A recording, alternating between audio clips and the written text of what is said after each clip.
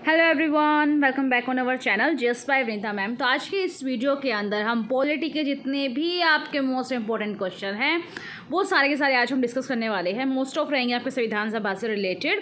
ठीक है, आज से मैंने कंप्लीटली मैं आपको टॉपिक वाइज जितने भी एमसीक्यू हैं वो लेके चलूँगी। तो इससे पहले मैं आपको प्रस्तावना जो है शॉर्ट में वीडियो में आपको पढ़ा चुकी हूँ, बहुत से लोगों ने वो देख भी लिया। प्लीज़ आप भी ज़रूर देख लीजिएगा।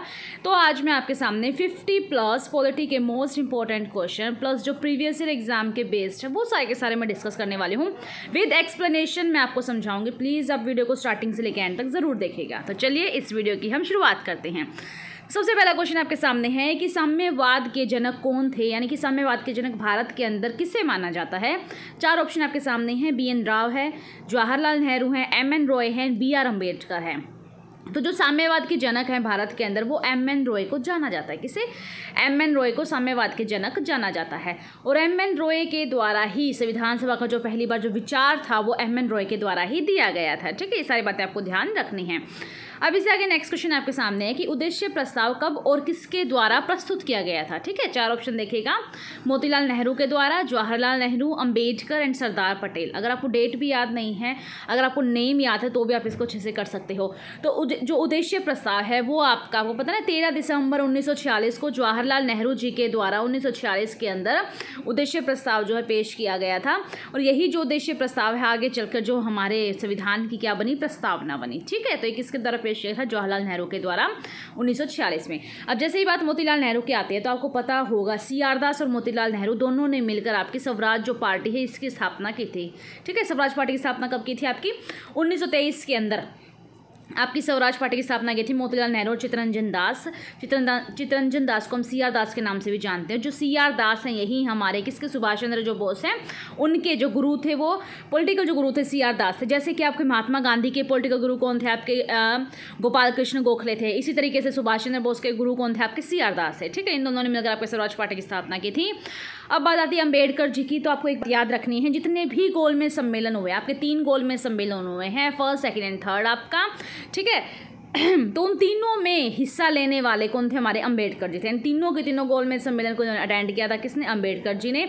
और अम्बेडकर जी और गांधी जी के बीच में क्या हुआ था? आपका पूना पैक्ट हुआ था। क्या हुआ था? आपका पूना पैक्ट हुआ था। अब इससे आगे बात आते हैं सरदार पटेल की। आपको पता है सरदार की उपाधि इन्हें कब दी गई थी? बारदोली सत्याग्रह के अंदर उन महिलाओं के द्वारा इनको सरदार की जो उपाधि है वो इनको दी गई थी। तो ये सारी की सारी बातें आपको ध्यान रखनी है। तो इसका आंसर रहेगा आपका जवाहरलाल नेहरू 1946। अब इससे आगे नेक्स्ट क्वेश्चन हम देखते हैं कि भारतीय संविधान की प्रारूप समिति की अध्यक्षता किसने की थी। चार ऑप्शन आपके सामने। ये क्वेश्चन मोस्ट रिपीटेड क्वेश्चन है। हमेशा आपसे जो ड्राफ्टिंग जो कमेटी है ना उसका जो अध्यक्ष पूछा जाता है। इसमें आपके 7 मेंबर थे। 7 में से जो एक जो उसके अध्यक्ष थे वो कौन थे? हमारे डॉक्टर BR अम्बेडकर। कौन थे? हमारे डॉक्टर BR अम्बेडकर जी के द्वारा प्रारूप समिति के अध्यक्ष थे। चार ऑप्शन और देख लीजिएगा आप। BN राव हैं आपके, मैंने बता दिया संवैधानिक सलाहकार हैं। या आपके पंडित जवाहरलाल नेहरू हैं, उद्देश्य प्रस्ताव पेश किया था इन्होंने। सरदार पटेल। ठीक है, ये सारी बातें मैं आपको बता चुकी थी। इसका आंसर रहेगा डॉक्टर BR अम्बेडकर हैं जो प्रारूप समिति के कौन थे? आपके अध्यक्ष थे। अब इससे आगे भारतीय संविधान की पहली बैठक कब हुई थी? आप देख लीजिएगा साइड में भी कौन कौन से एग्जाम में पूछे गए हैं सारे के सारे। ये जो मैं क्वेश्चन आपको बता देती हूँ ये मैंने एक बुक से लिए हैं। मोस्ट ऑफ मैं यही बुक रीड करती हूँ। ये आपकी दृष्टि IAS की बुक है। स्पेशल जो IAS एंड UP PCS और जितने भी आपके PCS एग्जाम है स्टेट वाइज उनके लिए मोस्ट इंपॉर्टेंट ये बुक है। इसमें सारा का सारा डेटा बिल्कुल आपका एक्यूरेट है। माइनर मिस्टेक हाँ 1-2 हो सकती है बट अदरवाइज बुक बहुत औसम है। प्लीज़ आप इसको ज़रूर रीड आउट कीजिएगा। दृष्टि IAS की बुक है। ठीक है, यहीं से मैंने सोचा कि क्यों ना आपके साथ भी क्वेश्चन मैं साझा करूँ ताकि इससे जितनी भी एक्सप्लेनेशन मुझसे बन सकते हैं आपको समझाने के लिए वो सारे के सारे मैं समझाऊँ। क्योंकि अभी मेरे पास खुद के पास इतना टाइम नहीं है कि मैं टाइप करूँ या फिर लिखूँ, तो इसलिए मैं सोचा क्यों ना मैं बुक से आपको समझाऊँ। इसलिए मैंने आपको बता दिया कि दृष्टि IAS की बुक है। ठीक है, अब इससे आगे भारतीय संविधान सभा की पहली बैठक कब हुई थी? तो कब हुई थी भारतीय संविधान की पहली बैठक? हुई थी आपकी 9 दिसंबर 1946 को। दूसरी बैठक हुई थी 11 दिसंबर 1946 को। तीसरी बैठक हुई थी 13 दिसंबर 1946 का। अब जो पहली बैठक आपकी 9 दिसंबर 1946 को हुई थी, 1946 में क्या था? आपका कैबिनेट मिशन आया था, उसके बाद ये बैठक हुई थी। तो 9 दिसंबर 1946 को संविधान की सभा की पहली बैठक हुई थी। इसके अंदर जो प्रथम जो आपके अस्थायी जो अध्यक्ष है डॉक्टर सच्चिदानंद सिन्हा को चुना गया था। फिर बात आई 11 दिसंबर 1946 को, इसमें आपका स्थायी अध्यक्ष चुना गया था किसको, डॉक्टर राजेंद्र प्रसाद को, जो हमारे भारत के प्रथम जो राष्ट्रपति हैं वो बने थे। फिर 13 दिसंबर 1946 को क्या हुआ था, जवाहरलाल नेहरू जी के द्वारा उद्देश्य जो प्रस्ताव है वो पेश कर दिया गया था, ठीक है। और 15 अगस्त 1947 को हम आज़ाद हो गए थे, ठीक है। 26 जनवरी 1950 को क्या था, जो हमारा संविधान है वो अपना लिया गया था, लेकिन आंशिक रूप से आपका 26 नवंबर 1949 को क्या किया था, आपका जो संविधान है वो अपनाया गया था, लेकिन पूर्णतः रूप से आपका 26 जनवरी 1950 को अपनाया गया था। और जो 26 नवंबर 1949 को ही क्या हुआ था आपका, यहाँ पर आपके जैसे जो नागरिकता से संबंधित जितने भी आर्टिकल्स हैं वो सारे के सारे यहाँ पर इंप्लीमेंट कर दिए गए थे, ठीक है। ये सारी बातें आपको ध्यान रखनी है। 1946 में आपका कैबिनेट मिशन आया था, ठीक है, सर क्रिप्स के द्वारा। इससे आगे क्वेश्चन नंबर 5 आपके सामने है कि प्रारूप समिति में निम्न में से कौन एक सदस्य सम्मिलित नहीं था। मैंने बताया ना आपको कितने इसमें मेंबर थे, 7 थे। इसका एक अध्यक्ष था आपके डॉक्टर BR अम्बेडकर जी थे। अब इनमें से 4 ऑप्शन बताना कौन से नहीं थे। तो ऑप्शन है जवाहरलाल नेहरू, MK अय्यर है आपके, मोहम्मद सादुल्लाह है, KM मुंशी। तो ये सारे के सारे थे, लेकिन जवाहरलाल जो नेहरू हैं वो प्रारूप समिति के आपके अध्यक्ष नहीं थे। अब इससे आगे आपको सूची 1 सूची 2 से आपको मैच करना है। तो देखिएगा 4 ऑप्शन आपके सामने है, फटाफट से हम इसको मैच करते हैं। फर्स्ट आपका संचालन समिति है, संघ संविधान समिति है, प्रारूप समिति है, प्रांतीय समिति। यहाँ आपके पास अध्यक्ष है इन सबके जवाहरलाल नेहरू हैं, डॉक्टर राजेंद्र प्रसाद है, डॉक्टर BR अम्बेडकर हैं, सरदार पटेल। तो आपको मैच करना, अगर आपको इनमें से 1 या 2 भी आते तो भी आप इजी तरीके से आप मैच कर लोगे। तो देखिएगा अगर इसमें से आपको पता है ना कि जैसे प्रारूप समिति की मैंने आपको बताया, प्रारूप समिति कौन है, BR अम्बेडकर, तो C का 3 हो जाएगा। C का 3 हाँ इन 2 में है, तो C का 3 आपने देखा 2 में है, तो पता चल गया आपको D का भी 4 आएगा। यानी कि जो प्रांतीय संविधान समिति के अध्यक्ष कौन थे, सरदार पटेल थे। अब इन दोनों में से कंफ्यूजन रहता है, संचालन समिति और संघ संविधान समिति, इसमें कुछ तो आपको याद करने पड़ेंगे, ठीक है। तो इसमें जो संचालन समिति के अध्यक्ष कौन थे आपके, डॉक्टर राजेंद्र प्रसाद थे, और संघ संविधान समिति कौन थे आपके, जवाहरलाल नेहरू। तो इसका ऑप्शन नंबर जो B है वो करेक्ट हो जाएगा, ये आप देख लीजिएगा। अब इससे आगे हैं क्वेश्चन नंबर 7 आपके सामने कि उद्देश्य जो प्रस्ताव है वो आपका 13 दिसंबर 1946 को प्रस्तुत किया गया था। हाँ ये बात बिल्कुल ठीक है, हमने 2-3 बार पढ़ भी लिया है। उद्देश्य प्रस्ताव सरदार पटेल के द्वारा लाया गया था, जी नहीं, ये जवाहरलाल नेहरू जी के द्वारा लाया गया था। तो यानी कि जो केवल 1 है, हमें सत्य बताना था, केवल 1 जो है आपका ठीक हो जाएगा।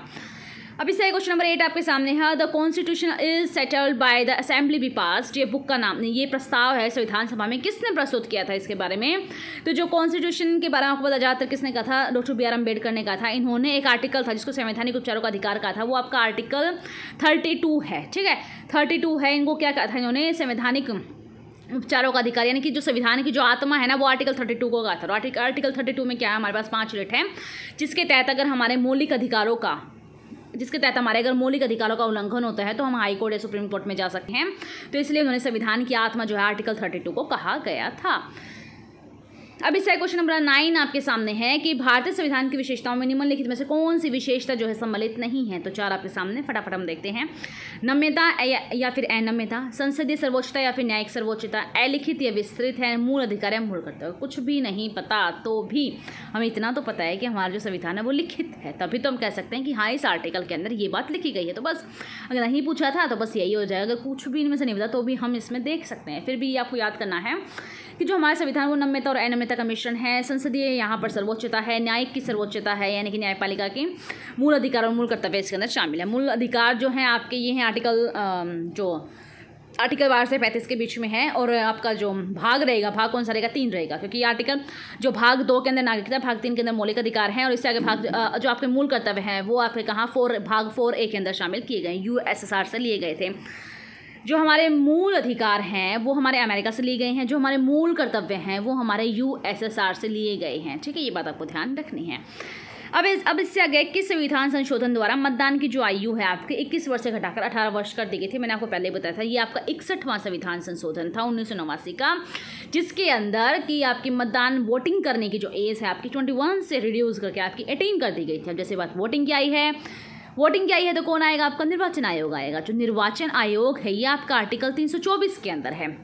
और जब सबसे पहले यानी कि मतदान करने की शुरुआत कब से की गई थी, यानी कब से, 25 जनवरी 1950 को आपके निर्वाचन आयोग की स्थापना हुई थी। इसलिए 25 जनवरी को ही आपका नेशनल वोटर डे है वो आपका मनाया जाता है, ठीक है, क्योंकि 1991 के अंदर इलेक्शन हुए थे ना, इस वजह से आपका 25 जनवरी 1950 को निर्वाचन आयोग की स्थापना हुई थी। आर्टिकल 324 के अंदर कहा गया है। और अभी हाल ही में निर्वाचन आयुक्त जो मुख्य आयुक्त हैं वो कौन है कि अभी चेंज होंगे। इससे पहले कौन थे आपके, देखो सबसे पहले आपके इससे पहले बता रहे हो, 2 पहले सुनील अरोड़ा थे, उसके बाद सुशील चंद्रा आए थे।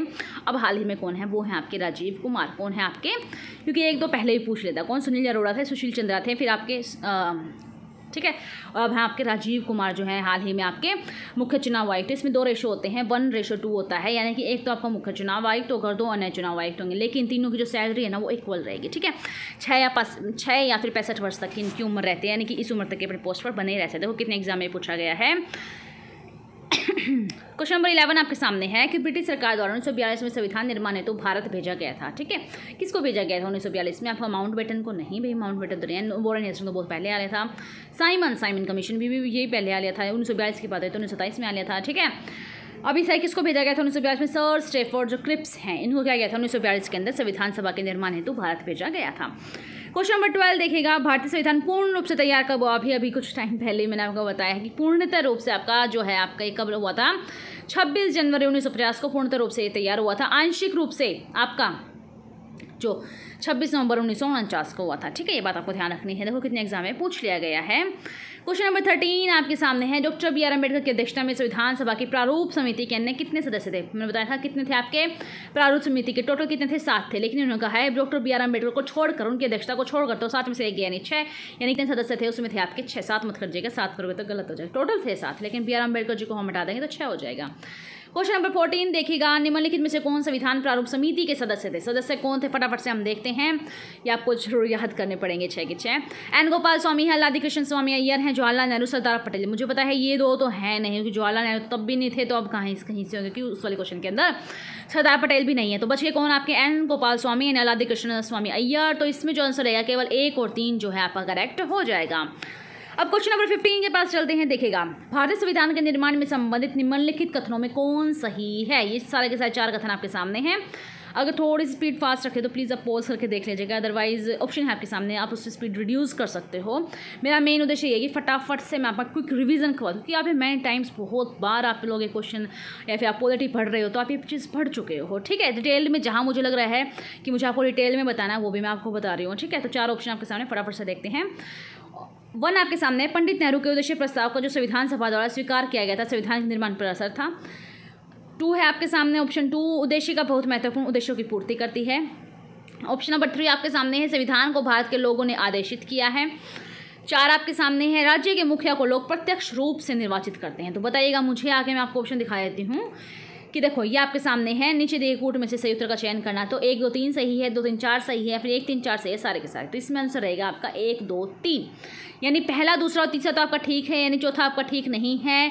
तो चौथा क्यों ठीक नहीं है, देखो राज्य के मुखिया को लोग प्रत्यक्ष रूप से निर्वाचित करते हैं। अब राज्य के मुखिया को हम प्रत्यक्ष रूप से निर्वाचित नहीं करते, इनको हम अप्रत्यक्ष रूप से क्या करते हैं, निर्वाचित करते हैं। ठीक है, ये सारी बातें आपको ध्यान रखनी है। अब इससे क्वेश्चन नंबर 16 आपके सामने है कि संविधान सभा द्वारा स्थापित मूल अधिकारों और अल्पसंख्यकों हेतु सलाहकार समिति, बस इतना याद रखना है आपको, जो मूल अधिकारों और अल्पसंख्यक के लिए जो सलाहकार समिति के अध्यक्ष कौन थे आपके, जो सरदार पटेल जी थे वो इसके अध्यक्ष थे। संघ समिति के अध्यक्ष कौन थे आपके, पंडित जवाहरलाल नेहरू थे। प्रारूप समिति के आपके BR अम्बेडकर थे। BN राव क्या थे आपके संवैधानिक सलाहकार थे। ठीक है, ये सारी बातें आप ध्यान रखना। अब इससे क्वेश्चन नंबर 17 देखेगा कि संविधान सभा को 26 जनवरी के दिन लागू करने का निर्णय क्यों लिया गया, क्यों ही 26 जनवरी को आपका जो संविधान है वो लागू करने का निर्णय लिया गया। तो 4 ऑप्शन आपके सामने, फटाफट बताइएगा, क्या ये एक शुभ दिन था, या फिर 1942 को भारत छोड़ो आंदोलन प्रारंभ किया गया था, या फिर कांग्रेस ने इस तिथि को 1930 में स्वतंत्रता दिवस समारोह के रूप में मनाया था। तो इसका रीज़न था आपका कि कांग्रेस ने इस तिथि को यानी 26 जनवरी 1930 को स्वतंत्रता दिवस समारोह मनाया था। इस वजह से इन्होंने 26 जनवरी को ही अपना जो संविधान है वो लागू करने का निर्णय लिया। अब इससे क्वेश्चन नंबर 18 देखेगा कि भारतीय संविधान के निर्माण में संवैधानिक सलाहकार, बहुत बार बता दिया है, सीधा करते हैं, BN राव जो हैं आपके संवैधानिक सलाहकार थे। ये देखो आप कितने ज़्यादा एग्जाम के अंदर मोस्ट रिपीटेड आपका क्वेश्चन है। अब इससे क्वेश्चन नंबर 19 देखेगा कि भारत सरकार द्वारा राज्य के चिन्ह को, जो हमारा राज्य के चिन्ह हमारा एम्बलम है, उसको कब अंगीकृत किया गया था, कब किया गया था उसको 26 जनवरी 1950 को, जिस टाइम संविधान सभा को संविधान को लागू किया गया था, उसी टाइम में ही राज्य के जो चिन्ह है उसको अपना लिया गया था। अब याद करना आपको, जो नेशनल फ्लैग है वो कब अपनाया गया था, जैसे कि हम 15 अगस्त को क्या हुए हैं, आज़ाद हुए हैं, तो इससे पहले जो आपका 22 जुलाई 1947 के अंदर आपका क्या किया था, नेशनल जो हमारा फ्लैग है उसको अपना लिया गया था। ठीक है, अब क्वेश्चन नंबर 20 देखेगा कि भारत में समवर्ती सूची की संकल्पना जो कहाँ से समवर्ती सूची यानी कंकरेंट लिस्ट ली गई है। तो आपकी जो कंकरेंट लिस्ट है ऑस्ट्रेलिया से ली गई है। 3 तरीके की आपकी लिस्ट होती है, ठीक है। कौन से आपकी अनुसूची के अंदर है, वो आपकी 7वीं अनुसूची के अंदर 3 तरीके की लिस्ट होती है। आपकी संघ है, आपकी राज्य है, समवर्ती है। संघ पे सिर्फ केंद्र सरकार कानून बना सकती है, राज्य पे सिर्फ राज्य सरकार, लेकिन समवर्ती पे केंद्र राज्य दोनों के दोनों आपके कानून बना सकते हैं। और ये जो कंकरेंट लिस्ट है हमने ली कहाँ से, हमने बहुत सारे जो देशों से क्या किया है, जो हमने संविधान के अंदर बहुत अच्छी अच्छी चीज़ें हमने ग्रहण की हैं। तो जो आपकी कंकरेंट लिस्ट है आपकी ऑस्ट्रेलिया से ली गई। कहाँ से, आपकी ऑस्ट्रेलिया से ली गई है, ठीक है। जैसे यूएसए से हमने क्या लिया, जुडिशियल रिव्यू, न्यायिक पुनर्वलोकन की शक्ति है, और आपके उपराष्ट्रपति का पद है आपका, और मौलिक अधिकार हैं हमारे, ये सारे यूएसए से लिए गए हैं। स्विट्जरलैंड से हमने क्या लिया, फटाफट कमेंट करके बताओ। यूएसएसआर से हमने मूल कर्तव्य लिए हैं, ऑस्ट्रेलिया से हमने कंकरेंट लिस्ट लिए, ठीक है। ये सारी बातें आपको ध्यान रखनी है। अब क्वेश्चन नंबर 21 देखेगा कि भारत की संघात्मक व्यवस्था निम्नलिखित में से किस एक देश से संबंधित है। जो हमारा जो संघात्मक व्यवस्था है हमारे भारत, क्योंकि हमारे यहाँ सिर्फ एकल नागरिकता है। जो संघात्मक व्यवस्था है वो हमने कहाँ से ली, वो हमने कनाडा से लिया। कनाडा की कैपिटल क्या आपके ओटावा है, ठीक है। ये बात आप ध्यान रखना। अब इससे आगे लिखित संविधान का जो प्रारंभ है निम्नलिखित में से किस देश से हुआ था, कि हमें भी हमारा संविधान लिखना है, क्योंकि ब्रिटेन का तो लिखा हुआ संविधान नहीं है। ब्रिटेन का तो क्या है, आपका जो संविधान है वो लिखा हुआ नहीं है। तो जो लिखित संविधान की जो संकल्पना है हमने कहाँ से ली थी, जो लिखित संविधान की हमने संकल्पना कहाँ से ली थी, वो ली थी आपके अमेरिका से, ठीक है। अब क्वेश्चन नंबर आपका 23 देखेगा कि मूल संविधान में शामिल थे जिस टाइम हमारा मूल, अभी तो बहुत सारे अमेंडमेंट हो चुके हैं, लेकिन जो हमारा मूल संविधान था उसके अंदर क्या शामिल थे हमारे, उस टाइम में 395 अनुच्छेद थे, 22 भाग थे और 8 अनुसूची थे। अभी हाल ही में 8 से अभी कितनी अनुसूची हो गई, 12 अनुसूची। कौन कौन सी हो गई है, 8वीं अनुसूची आपकी भाषा की है, 9वीं अनुसूची जो भूमि सुधार से संबंधित है, और 10वीं अनुसूची दल बदल से संबंधित है, 11वीं अनुसूची आपकी पंचायती राज से संबंधित है, और जो 12वीं अनुसूची है वो आपकी नगर पालिका से संबंधित है, ठीक है। आर्टिकल 40 भी आपको पंचायती राज के बारे में बताता है, ठीक है। ये सारी बातें आप ध्यान रखना। अब इससे आगे क्वेश्चन नंबर 24 पर हम चलते हैं। देखो इसमें आगे 2 ऑप्शन और दे रखे थे, बट मैंने वहीं से आपको बता दिया था। क्वेश्चन नंबर 24 आप देखेगा। जो क्वेश्चन नंबर 24 है कि भारतीय संसदीय प्रणाली ब्रिटिश संसदीय प्रणाली में इस बात से भिन्न है, कैसे हम ब्रिटिशर्स से जो इंडिया का जो संविधान है वो किस तरीके से भिन्न है। आपको 4 ऑप्शन दे रखे हैं, फटाफट बताना। वास्तविक और नाममात्र दोनों प्रकार की कार्यपालिका है, हाँ भाई ये तो है, इसमें तो कुछ अलग नहीं है। सामूहिक उत्तरदायित्व की प्रणाली है, हाँ। द्विसदनीय विधायिका, हाँ। लोकसभा राज्यसभा, हाँ उसमें भी है, लेकिन न्यायिक पुनर्वलोकन की प्रणाली, हाँ ये नहीं है ब्रिटिशर्स में, ब्रिटिश की आपकी संसदीय प्रणाली, लेकिन अब हमारे इंडिया की है। तो ये क्या हो जाएगा, इसका ऑप्शन करेक्ट हो जाए क्या, न्यायिक पुनर्वलोकन की प्रणाली है। क्वेश्चन नंबर 25 देखिएगा। भारत के संविधान में उद्देशिका का जो विचार है लिया गया था, जो भारत के संविधान में उद्देशिका का विचार कहाँ से हमने लिया है, तो कहाँ से लिया है भारतीय संविधान में उद्देशिका का जो विचार है, यूएसए के संविधान से हमने उद्देशिका का जो विचार है हमने यूएसए के संविधान से लिया है। जो इटली है, इटली के बारे में आपको बताते हैं। इटली की जो कैपिटल आपकी रोम है, और वहाँ पर क्या आपका FAO जो है इसका क्या है आपका मुख्यालय है, ठीक है। ये आप ध्यान रखना, इटली के रोम के अंदर, ठीक है। अब इससे आगे देखेगा। भारतीय राजनीतिक व्यवस्था में इनमें से कौन सर्वोच्च है। भारत की राजनीतिक व्यवस्था में 4 ऑप्शन आपके सामने, क्या हमारा सुप्रीम कोर्ट, या फिर हमारा संविधान, या फिर हमारा संसद, या फिर धर्म तो नहीं है, क्योंकि जो इंडिया है खुद एक धर्म निरपेक्ष है, यानी किसी भी एक धर्म के पक्ष में नहीं है, ठीक है। संसद तो भाई पहले भी थी, इसको हम सर्वोच्च कहाँ से मानेंगे, तो ब्रिटिशर्स के टाइम से है। सुप्रीम कोर्ट भी था आपका 1774 के अंदर, कलकत्ता के अंदर सुप्रीम कोर्ट बन गया था आपका 1773 के रेगुलेटिंग एक्ट के तहत।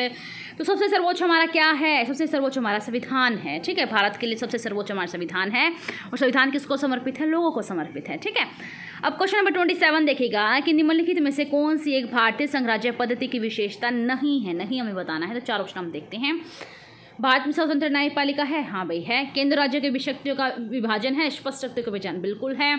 और केंद्र राज्यों के अंदर जो शक्तियों का विभाजन करने के लिए ही केंद्र और राज्य, ये हमने कहाँ से लिया है, केंद्र राज्यों के शक्तियों का विभाजन हमने जो है आपका भारत शासन अधिनियम 1935 से हमें ये लिया गया है, ठीक है।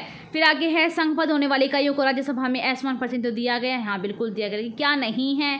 ऑप्शन नंबर डी करेक्ट हो जाएगी। यह संघपद होने वाली इकाइयों के बीच सहमति का परिणाम, नहीं भाई हमारे राज्य और केंद्र के बीच कोई भी सहमति नहीं है, जैसे कि अमेरिका में हो रखी है, वहाँ पे दोहरी नागरिकता, स्टेट के अलग हो गया आपकी और सेंट्रल के अलग हो गया, लेकिन हमारा ऐसा कोई भी किसी भी आपके स्टेट के साथ एग्रीमेंट नहीं है। अब इससे आगे राज्यों का संघ जो संकल्पना है कहाँ से लेके कि राज्यों का एक संघ होगा, ये हमने ब्रिटिश नॉर्थ अमेरिका अधिनियम से हमने लिया था कि राज्यों का संघ होगा, आर्टिकल 1 के अंदर कहा गया है। क्वेश्चन नंबर 29 है कि कथन आपको बताने हैं। भारत एक लोकतांत्रिक देश है, बिल्कुल है। भारत का अपना एक संविधान है, बिल्कुल है। लेकिन ये बताना है क्या ये इसकी सही व्याख्या करता है कि अगर लोकतांत्रिक है इसीलिए उसका खुद का संविधान, अपना एक संविधान है, नहीं, ये बात तो नहीं है। तो ए और आर दोनों सही हो जाएंगे, लेकिन जो आर है वो ए की व्याख्या नहीं करता है। ठीक है, क्वेश्चन नंबर 30 हम देखते हैं। देखिएगा, इसमें भी ऐसे कथन दे रखे हैं आपको कि भारत का संविधान देश की आवश्यकताओं की पूर्ति करता है या फिर इसको एक ग्रहित संविधान कहा जाता है। तो ऑप्शन मैं आपको दिखा देती हूँ। ऑप्शन ये आपके सामने कि ए और आर दोनों सत्य हैं, क्या वो उसकी सही व्याख्या देता है, इसी तरीके से आपको बताएं। तो इसका ऑप्शन रहेगा आपका ऑप्शन नंबर बी करेक्ट, यानी ए और आर दोनों सत्य हैं लेकिन इसकी सही व्याख्या वो नहीं देता है। क्वेश्चन क्या था आपका कि भारत का संविधान हमारे देश की आवश्यकताओं को पूर्ति करता है। हाँ बिल्कुल ठीक है, इसको ग्रहित संविधान, हाँ क्योंकि 60 से ज़्यादा देशों के अंदर से क्या लिया गया है इसको, मतलब उनका जो संविधान था उसको देखा गया था, फिर उनमें से कुछ कुछ जो भी इंपॉर्टेंट चीज़ें हमें लगती थी वहाँ के एनवायरनमेंट के अकॉर्डिंग, वहाँ की परिस्थितियों के अनुकूल, तो वो हमने ग्रहण की थी। ग्रहित संविधान तो है बट ग्रहित है इसी वजह से देश की आवश्यकताओं को पूरा करता है, ये बात ज़रूरी नहीं है। ठीक है, अब इससे आगे क्वेश्चन नंबर 31 हम देखते हैं कि भारतीय संविधान में कुल कितनी महिलाएं सदस्य थी। जो महिला फीमेल जो सदस्य मेंबर थी वो आपकी 15 थी टोटल की टोटल, इसमें आपकी सरोजिनी नायडू भी थी। अब इससे आगे मैच करना है विधि के शासन को, विधि द्वारा स्थापित प्रक्रिया को, राष्ट्रपति के विचार, राज्यपाल द्वारा विधेयक सुरक्षित रखना या फिर विस्तृत उभयनिष्ठ सूची को। तो मैच करते हैं हम फटाफट से, मैं ऑप्शन आपको दिखा देती हूँ, जस्ट वेट। देखो, अब देखो जो विधि का शासन है वो हमने कहाँ से लिया, वो हमने इंग्लैंड से लिया है। ठीक है, विधि द्वारा स्थापित प्रक्रिया जो प्रोसेस हो कि विधि द्वारा स्थापित वो हमने जापान से ली है। राष्ट्रपति के विचारार्थ राज्यपाल द्वारा विधेयक सुरक्षित रखना ये हमने कनाडा से लिया है। किस तरीके से जो राष्ट्रपति है वो क्या किसी विधेयक को सुरक्षित रख सकता है। फिर विस्तृत जो उभयनिष्ठ सूची है वो हमने ऑस्ट्रेलिया से ली है। ठीक है, ये सारी बातें आप ध्यान रखना। अब इससे आगे क्वेश्चन नंबर 33 आपके सामने है कि भारतीय संविधान सभा का गठन कब किया गया था, किसके आधार पर किया गया था। कैबिनेट मिशन 1946 के तहत किया गया था। आगे क्वेश्चन देखिएगा, क्वेश्चन नंबर 34 कि भारत के संविधान का प्रारूप तैयार करने के संविधान सभा के सदस्य कहाँ से आए थे। विभिन्न प्रांतों से आपके आए थे, कितने आए, 389 आपके आए थे, विभिन्न प्रांतों के विधानसभाओं से चुने गए थे। ठीक है, बहुत सारे रियासत से भी आए थे। अब इससे आगे है निम्नलिखित जो उपबंध है, भारत के संविधान के निम्नलिखित उपबंध में से कौन सा 26 जनवरी 1949 को प्रभावित हो। मैंने आपको बताया था कि जो नागरिकता है आपका, जो नागरिकता है ये आपका 26 नवंबर 1949 को ही क्या है आपका प्रभावी हो गया था। इसमें आगे ऑप्शन दे रखे हैं 2 और 4 इसका आंसर हो जाएगा, यानी कि जो आपका नागरिकता और न्यायाधीशों की जो नियुक्ति है ये दोनों की दोनों आपका 26 नवंबर 1949 को पूर्ण रूप से लागू हो गया था। अब इससे आगे देखिएगा कि निम्नलिखित विद्वानों में से किसने भारत के संविधान को सीवन रहित जाल के रूप में, यानी कि कुछ अपने कोट्स दे देते हैं तो उसमें बताना है किसने कहा था सीवन रहित जाल के बारे में। ग्रानविल ऑस्टिन के द्वारा ये जो बात है वो कही गई थी। क्वेश्चन नंबर 37 देखिएगा कि संविधान सभा के निम्नलिखित में कौन सा सही है। तो सही कौन सा है, यह वयस्क मताधिकार पर आधारित नहीं है, या फिर प्रत्यक्ष निर्वाचन से बनी है, या फिर बहुदलीय निकाय है, या फिर विभिन्न समितियों के माध्यम से कार्य करती है। तो जो ऑप्शन इसका 1 और 4 है वो ठीक हो जाएगा, यानी कि ये वयस्क मताधिकार पर आधारित नहीं थी। ठीक है, यहाँ पर मतलब वयस्क पे जरूर डिपेंड होती है, हर कोई इसमें क्या करता है आपको वोट डाल सकता है। और क्वेश्चन नंबर 4 भी ठीक है आपका, या विभिन्न समितियों के माध्यम से कार्य करते हैं। तरह तरह की समिति हैं जिनको जैसे संघ समिति थी, आपकी प्रांतीय समिति थी, आपकी अल्पसंख्यक समिति थी, इस तरीके से। अब इससे आगे एक बात क्या रखे, तो इस बात को आप पॉज करके पढ़ लीजिएगा। संविधान के बारे में बात कही है तो ये आपके बी आर अम्बेडकर जी के द्वारा जो ये लाइनें हैं वो कही गई थी। अब इससे आगे आपको सूची मैच करनी है, तो 4 सूची आपके सामने है और आपको बताना ही, तो मैं आपको बता चुकी हूँ। राजेंद्र जो प्रसाद हैं वो आप किसके अध्यक्ष थे, वो आपके अध्यक्ष थे संविधान सभा के अध्यक्ष थे। तो ए का 2 हो जाएगा, ए का 2 2 में है। ठीक है, अगर ए का 2 2 में है तो डी का 3 है, तो यानी डी का क्या हो जाएगा 3, यानी कि जो बी आर अम्बेडकर है वो अध्यक्ष है प्रारूप समिति के। अब 2 बच गए, इनमें से आपको बताना चाहिए टी कृष्णचारी और HC मुखर्जी। तो जो बी का है वो आपका 1 रहेगा, यानी जो टी कृष्णचारी हैं वो सदस्य थे किसके, प्रारूपण समिति के, प्रारूप समिति नहीं प्रारूपण समिति के। और जो HC मुखर्जी थे वो कौन थे, आपके उपाध्यक्ष थे संविधान सभा के। कौन थे आपके उपाध्यक्ष थे संविधान सभा के, कौन, HC मुखर्जी। अब इसे क्वेश्चन देखेगा, क्वेश्चन नंबर 40 निम्नलिखित में से कौन सी विशेषताएं जो ब्रिटिश संविधान से भारत के संविधान में ली गई, ब्रिटिशर से हमने ली है। देखो, विधि निर्माण की प्रक्रिया, विधि निर्माण की जो प्रक्रिया है हाँ हमने वो ली है। न्यायपालिका की स्वतंत्रता नहीं भई, ये हमने USA से ली है। आपकी संसदीय व्यवस्था हमारी ब्रिटिशर्स के जैसी है और कानून का जो शासन है वो भी हमारे ब्रिटिशर्स के जैसा है। तो ऑप्शन नंबर 1 2 4 ठीक हो जाएगा। ठीक है, 1 2 का 4 याद आया तो मेरे को एक बात याद आएगी, 1 2 का 4 यानी कि एक जो है टोक्यो ओलंपिक में गोल्ड मेडल आए थे, 2 आपके सिल्वर मेडल आए थे और 4 आपके ब्रोंज आए थे। ठीक है, अब इस आगे क्वेश्चन नंबर 41 हम देखते हैं निम्नलिखित में से किस संविधान सभा की प्रारूपण समिति का जो सदस्य नहीं था। तो कौन नहीं था, BN राव नहीं था। थे कौन कौन, अयंगर थे आपके, मुंशी थे एंड मोहम्मद सादुल्ला थे। अब क्वेश्चन नंबर 42 देखिएगा, इनमें से कौन सा जो उद्देश्य है वो आपको ठीक बताना है, संविधान सभा के लिए सही बताना है। देखो, उद्देश्य कथन में आपने सभी उत्तरवर्ती चरणों में संविधान का रूप निर्माण को अनुप्रमाणित किया है, या फिर यह केवल एक प्रस्ताव भर ही नहीं बल्कि एक घोषणा और एक दृढ़ संकल्प की प्रतिज्ञा भी थी।